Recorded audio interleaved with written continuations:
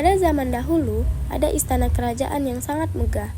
Di dalam istana yang megah ini, hiduplah raja dan ratu yang sangat baik. Ratu dikenal sangat ramah. Dia selalu bahagia dan dikelilingi oleh orang-orang yang baik. Namun, ia hanya memiliki satu kesedihan, yaitu anak. Ia belum memiliki anak di hubungan pernikahannya yang sudah cukup lama itu. Suatu malam, turunlah salju pertama pada saat ia sedang menjahit baju di samping jendela. Ketika melihat salju yang turun, ia membuat permohonan agar dia hamil dan memiliki seorang anak. Aku akan berharap aku akan memiliki bayi perempuan yang memiliki kulit seputih salju, matanya lebih cerah dari permata yang berkilau, bibir merah seperti ceri, dan hatinya penuh sukacita. Suatu hari, permohonan ratu baik itu menjadi kenyataan. Dia melahirkan seorang bayi perempuan yang sangat cantik. Mereka memberi nama bayi itu Putri Salju. Tahun-tahun berlalu, namun kebahagiaan mereka tidak berlangsung lama. Karena pada saat Putri Salju akan beranjak dewasa, ibunya meninggal dunia karena sakit yang dideritanya. Tidak lama dari itu, raja merasa dirinya semakin tua dan tidak sanggup jika harus mengurus kerajaan sekaligus mengurus Putri Salju sendirian. Ia kemudian menikahi seorang ratu yang cantik namun memiliki paras yang jahat. Suatu hari, ratu sudah tidak tahan dengan rasa cemburunya yang iri dengan Putri Salju karena sang putri sangat disayangi oleh raja. Karena itu, ia membuat raja keluar dari istana hanya untuk menyelesaikan masalah yang dibuat oleh ratu sendiri. Aku pergi dulu dan tidak tahu kapan akan pulang. Aku percaya engkau bisa menjaga dan merawat Putri Salju dengan baik. Kemudian raja meninggalkan istana dengan perasaan yang sedih. Aku bisa melakukan semuanya sesuka hati. Ia berjalan menghampiri cermin ajaibnya. Wahai cermin ajaib, siapa yang paling cantik di dunia ini? Yang cantik di dunia adalah engkau, Ratu. Ratu pun tertawa bahagia mendengar jawaban dari cermin ajaib itu. Tahun pun berlalu, Putri Salju tumbuh menjadi gadis yang sangat cantik. Dia sangat suka bermain di sebuah taman dekat istana. Tidak sengaja, ia bertemu dengan seorang pangeran yang tampak sangat kelelahan. Pangeran itu pun menghampiri Putri Salju. Hei, bolehkah aku bertanya? Siapa kamu? Apa yang kamu lakukan di sini? Aku seorang pangeran. Aku ingin menjelajahi sebuah bukit yang ada di dalam hutan di seberang sana. Bolehkah kamu menunjukkan jalan menuju sungai di sekitar sini? Aku sangat kehausan. Kamu tinggal lurus saja. Di depan sana ada sungai. Mungkin kamu bisa mendapatkan air bersih. Baiklah, terima kasih. Semoga kita berjumpa lagi. Putri Salju pun kembali bermain dengan bunga-bunga di sekitarnya. Di tempat lain, seorang pangeran sedang mencari air bersih di sebuah sungai. Kemudian ia meminum air sungai itu. Namun, ia teringat pada gadis yang memberitahunya tentang sungai ini. Gadis itu cantik, pikirnya. Ia pun berharap agar bisa bertemu lagi dengan gadis cantik itu. Di dalam istana, Ratu menghampiri cermin ajaibnya, lalu bertanya siapakah yang paling cantik di dunia ini. Wahai cermin ajaib, siapakah yang paling cantik di dunia ini? Yang cantik di dunia ini hanyalah Putri Salju. Sang ratu terkejut mendengar jawaban dari cermin ajaib. Suatu hari, ia mencoba bertanya kepada cermin ajaib seperti biasa dan berharap jika jawaban itu sesuai dengan apa yang ia mau. Wahai cermin ajaib, siapakah yang paling cantik di dunia ini? Yang cantik di dunia ini hanyalah Putri Salju. Apa? Putri Salju? Sebaiknya aku harus menyingkirkan dia. Pengawal, pengawal! Ya, saya menghadap, Ratu. Apa ini bisa dibantu? Bunuh Putri Salju. Membunuh Putri Salju? Tapi Ratu, aku tidak bisa melakukan itu. Bagaimana mungkin aku membunuh sang putri? Sudah, cepat lakukan atau kau saja yang kubunuh. Baik Ratu, akan saya laksanakan. Hei, bagaimana mungkin? Sudah, nanti aku beritahu bagaimana caranya.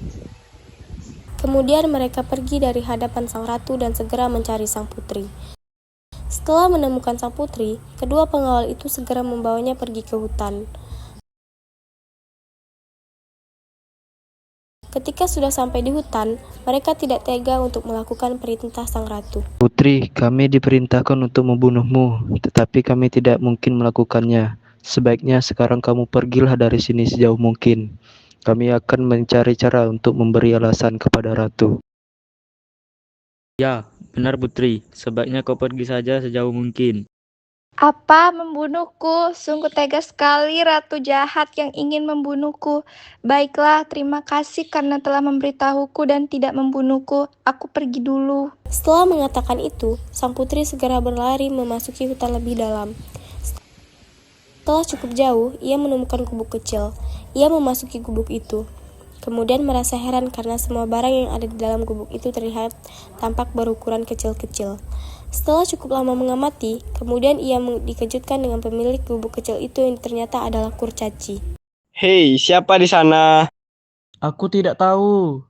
Mengapa ia besar sekali? Sebaiknya kita dekati dia. Hei, kamu siapa? Kenapa kamu besar sekali? Benar, siapa kamu? Kenapa kamu bisa sampai di sini? Aku Putri Salju, apakah kalian pemilik dari gubuk ini? Maaf jika aku tidak sopan masuk tanpa izin. Baiklah, sekarang kenapa kamu bisa sampai ada di sini? Aku pergi dari istana karena ratu ingin membunuhku. Mengapa ia ingin membunuhmu? Karena ia iri dengan kecantikanku. Ya ampun, tega sekali. Aku juga terkejut mendengarnya. Sekarang aku dalam keadaan tidak aman. Apakah aku boleh tinggal di sini untuk sementara? Tentu saja boleh. Sebaiknya kamu tinggal di sini sampai keadaan aman.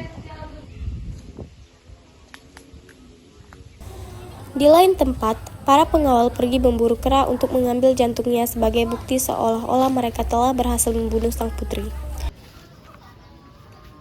Setelah berhasil mendapati jantung kera, mereka segera pergi menemui ratu untuk melaporkan bahwa mereka telah melaksanakan tugasnya. Kami telah membunuh sang putri. Ini jantungnya sebagai bukti. Buang saja jantungnya. Aku tidak ingin melihat apapun yang menyangkut putri. Mendapati kabar itu, ia segera pergi menemui cermin ajaib untuk menanyakan seperti biasa. Ia menyangka bahwa dirinya lah yang paling cantik, karena ia berpikir bahwa Putri Salju sudah meninggal dibunuh oleh pengawal yang ia suruh. Wahai cermin ajaib, siapakah yang paling cantik di dunia ini? Yang cantik di dunia ini hanyalah Putri Salju. Apa? Masih Putri Salju? Padahal dia sudah kubunuh. Kenapa cermin ini masih menjawab hanya ia yang paling cantik di dunia?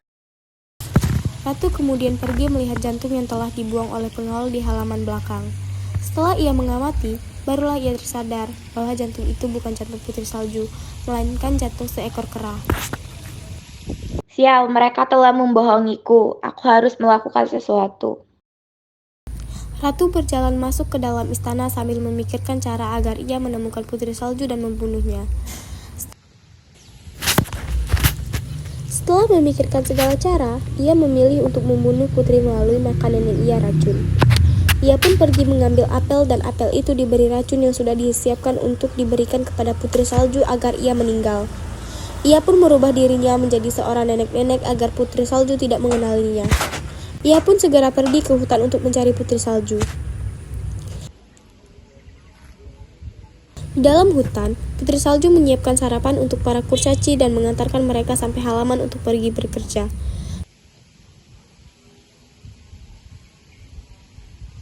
Setelah beberapa lama ia mencari, akhirnya ia menemukan Putri Salju yang sedang asik menyapu di halaman depan gubuk para kurcaci.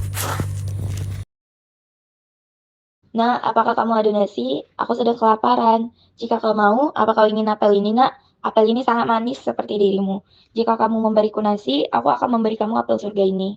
Maaf, Nek, aku bisa memberimu nasi, tetapi aku tidak bisa menerima apel pemberianmu karena aku sudah kenyang. Tenang, nak. Aku tidak ada niat untuk menyakitimu.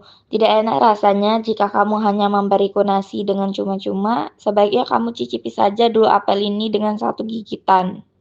Karena merasa kasihan kepada nenek tua tersebut, Putri Salju menerima apel itu dan langsung menggigitnya. Namun, setelah sang putri menggigitnya, ia pun jatuh pingsan dan tergeletak begitu saja di lantai. Ratu yang melihat itu pun merasa sangat senang karena sudah berhasil membunuh Putri Salju. Hahaha, akhirnya akulah yang paling cantik di dunia ini. Ia pun segera pergi meninggalkan Putri Salju begitu saja dan kembali ke istana. Para kurcaci yang baru pulang kerja pun kaget melihat Putri Salju sudah tergeletak di lantai dengan memegang apel yang masih ada bekas gigitannya. Mereka langsung menangis waktu mengetahui bahwa Putri Salju sudah meninggal. Putri Salju tetap cantik meski tertidur. Kurcaci meletakkan mayat Putri Salju di dalam kotak kaca yang terbuat dari permata mulia. Dan mereka menaruh kotak itu di atas bukit agar semua teman-teman Putri Salju tetap bisa melihatnya.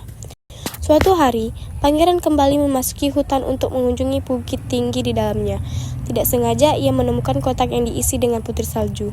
Pangeran tidak percaya jika ia kembali bertemu dengan gadis yang cantik itu. Biarkan aku memiliki peti mati itu. Akan kuberikan apapun yang kalian mau. Kami tidak akan menjualnya dengan harga berapapun di dunia ini. Apa kau gila? Apa yang kau lakukan dengan mayat ini? Para kurcaci merasa kasihan kepadanya dan mereka mengizinkan pangeran untuk memiliki kotak kaca yang berisi Putri Salju itu.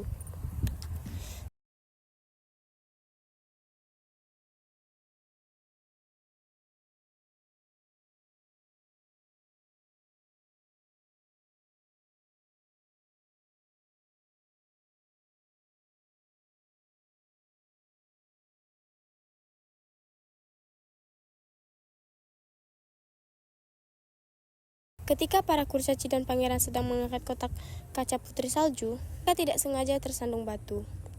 Hal ini membuat potongan apel kecil keluar dari mulut. Mereka meletakkan Putri Salju di bawah lalu mengecek keadaannya. Setelah diamati wajah Putri Salju, tampak cantik seperti sedang tersenyum. Tanpa sadar, pangeran membeli rambut Putri Salju. Sontak, Putri Salju membuka matanya dan tersadar. Ya ampun, di mana aku? Kau bersamaku. Aku adalah pangeran. Ya ampun, kau memutuskan untuk membawaku meskipun aku sudah mati. Kenapa kau melakukannya? Kau adalah gadis yang selama ini aku cari. Aku mencintaimu dari sejak kita bertemu di taman dekat istanamu. Ikutlah bersamaku ke istanaku dan menikahlah denganku. Kita akan hidup bahagia di sana. Akhirnya, pangeran dan Putri Salju menikah dan hidup bahagia.